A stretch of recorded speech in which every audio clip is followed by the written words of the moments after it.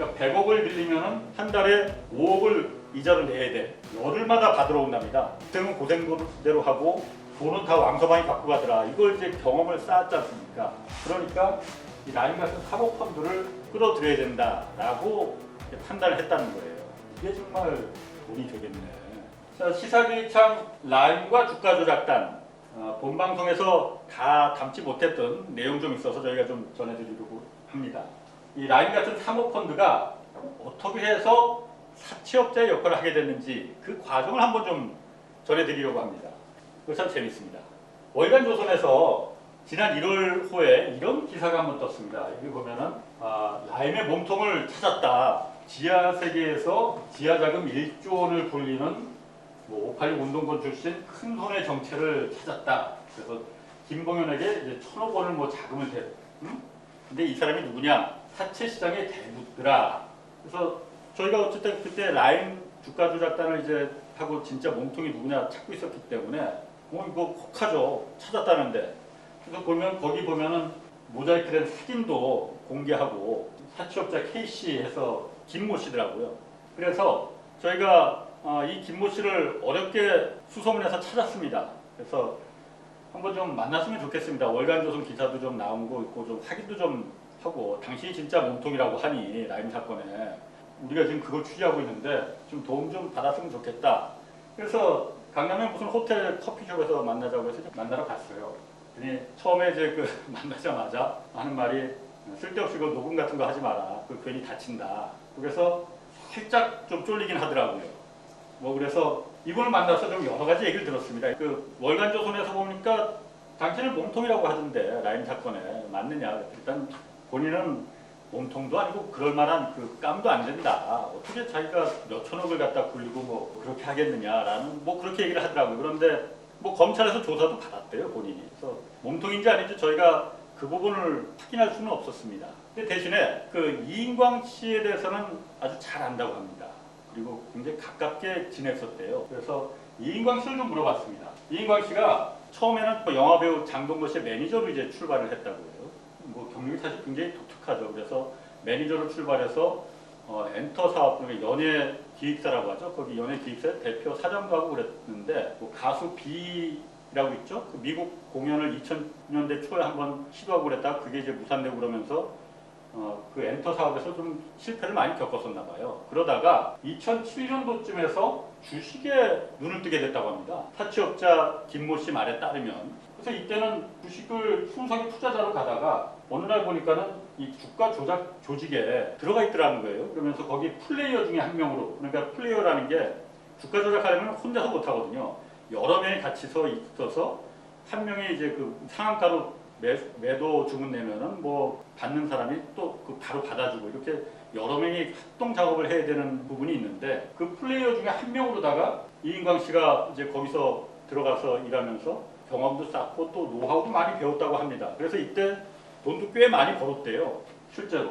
그러더니 어느 날 보니까 2012년쯤에는 이때는 굉장히 대담해졌더라는 거예요. 그러면서 2012년경부터는 M&A라고 하죠. 기업 인수합병. 좋게 말하면 M&A고 이 사람들 말로 하면 기업 사냥꾼이죠. 이 시장이 이제 발을 들여놨더라는 거예요. 그래서 직접 본인이 코스닥에 만만한 상장사를 하나 인수해서 주가 조작단에서 배운 그 노하우로 이용해서 주가를 왕창 올려놓은 다음에 시세 차익 남기고 빠지고 이 시장에 이제 들어갔더라는 거예요. 그런데 이 상장사를 하나 인수하려면은 사실 초기에 아무리 코스닥에 조그만 상장 기업이라 하더라도 초기 인수자금이 한두 푼 드는 게 아니지 않습니까? 100억 이상 들거든요. 그런 정도까지 돈이 있는 건 아니었으니까 이인광 씨가. 그러다 보니까 조폭을 깬 사채업자를 알게 됐다고 합니다. 그래서 코스닥에 목표로 하는 이 상장사가 있으면은 이걸 인수를 하기 위해서 사채업자에게 돈을 빌려서 인수를 하더라는 거죠. 이걸 이제 꽁지돈이라고 하더라고요. 꽁지돈을 빌려서 이제 인수를 한다는 거예요. 그러면 이게 사채니까는 굉장히 이자도 비쌀 거 아니냐.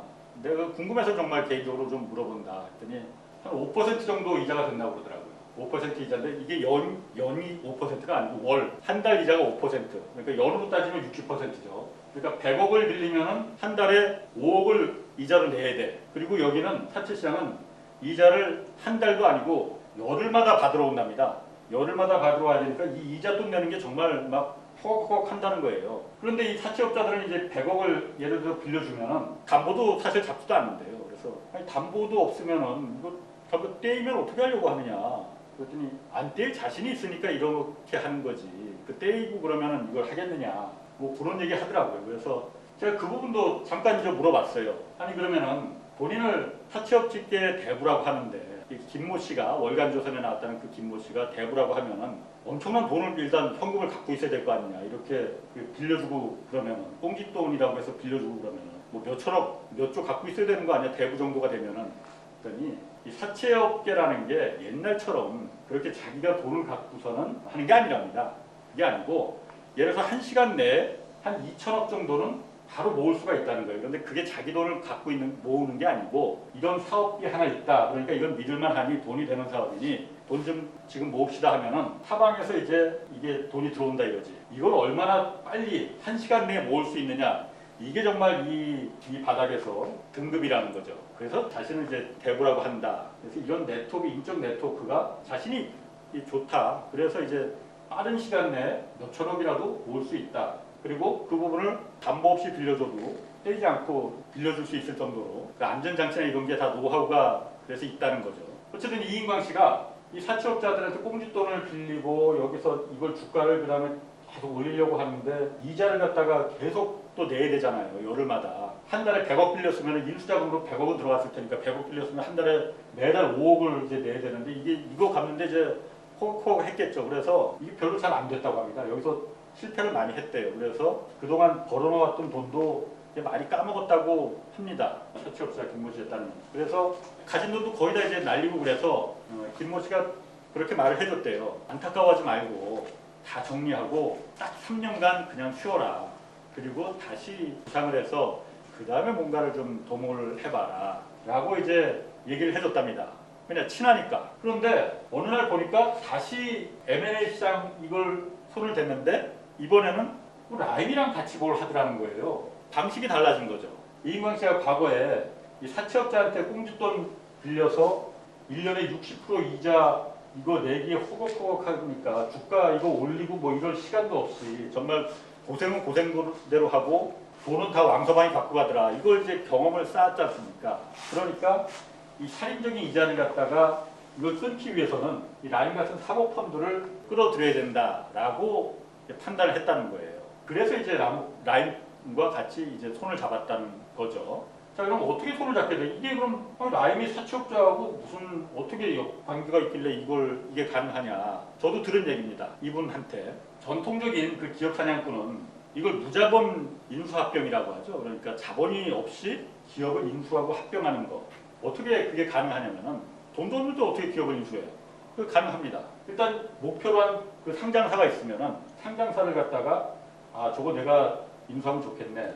보니까 노조도 없고 자본금도 뭐 한 100억이면 인수자본만 모으면 될 것 같고 그러니까 저걸 인수해서 주가를 튀겨서 그야말로 시세 차익을 크게 봐야지라고 마음을 먹었으면은 일단 전통적으로 이제 이 사람이 갖고 있는 돈이 없으니까 돈이 있으면 당연히 자기 돈을 그냥 하면 되죠. 그런데 100억, 200억 이렇게 갖고 있는 사람이 그렇게 흔하겠습니까? 사채 시장에서 돈을 꾸어서 인수를 합니다. 그리고 매달 아까 말한 대로 꽁짓돈 이자를 갖다가 열흘마다 이제 납입을 합니다. 그 중간에 이제 계속 이 주가를 어떻게든 끌어올려서 빠지는 게 목적이지 않습니까? 그러다 보니까 이 이자를 계속 내야 되잖아요. 100억을 빌렸으면 한 달에 5억은 내야 된단 말이에요. 이 인수한 기업이 어떤 뭐 생산성이 좋아져서 수입이 좋아져서 그 이자를 낼 수 있으면 좋겠지만 그런 건 애초에 기대할 수가 없었고 그러다 보니까 이 기업의 내부에 있는 현금성 자산을 빼서 횡령해서 이 이자로다가 낼 수밖에 없는 거죠. 그러니까 항상 무자본 M&A에서는 인수한 기업에서 횡령과 배임이 항상 일어납니다. 그렇지 않으면 꽁짓돈에 대한 이자를 줄 수가 없으니까.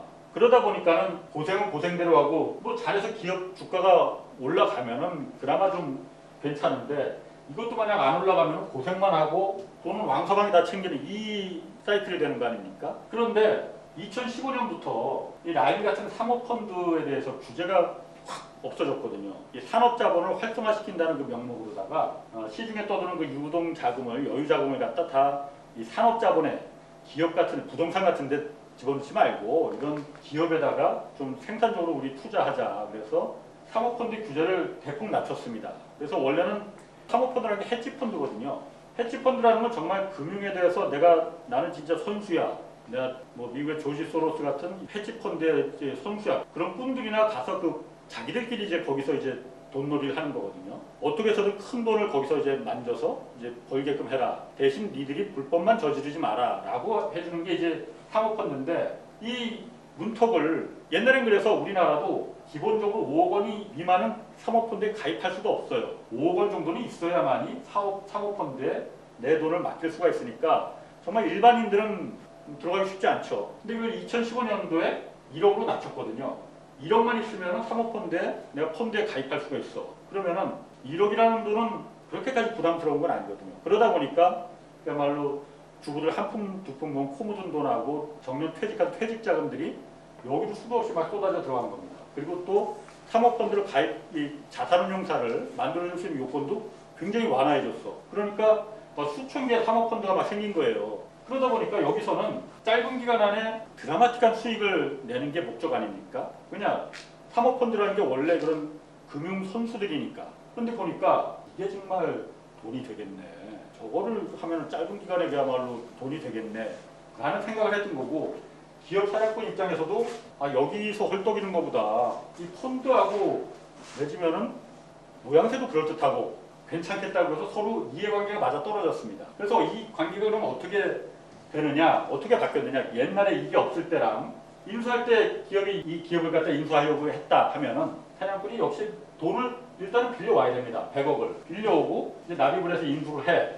그럼 이제 이자는 원래 이제 내야 되잖아요, 매주. 근데 이거를 갖다가 여기서 전환사채를 발행을 합니다. 전환사채라는 게 CB라고 해서 주식으로 바꿀 수 있는 회사채거든요. 기업사냥꾼이 오너가 됐으니까 자기가 이제 내가 이제 여기 사주니까 전환사채나 발행할래. 그래서 다른 데다가 뭐 전기자동차니 자율주행자동차니 이런 신사업을 한번 하려고 하니까 돈이 필요하니까 명목상으로는 전환사채 발행할 테니까 이걸 갖다 100억을 그럼 발행했다. 그러면은 이걸 라임이 사주는 겁니다. 라임이 사주면은 이 100억을 들어온 거잖아요.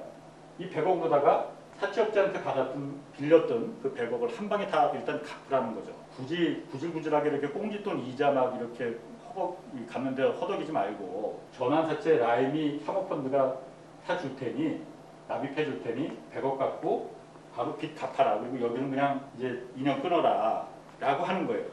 자, 그러다 보니까 기업 사냥꾼 입장에서는 굉장히 여유로워졌습니다.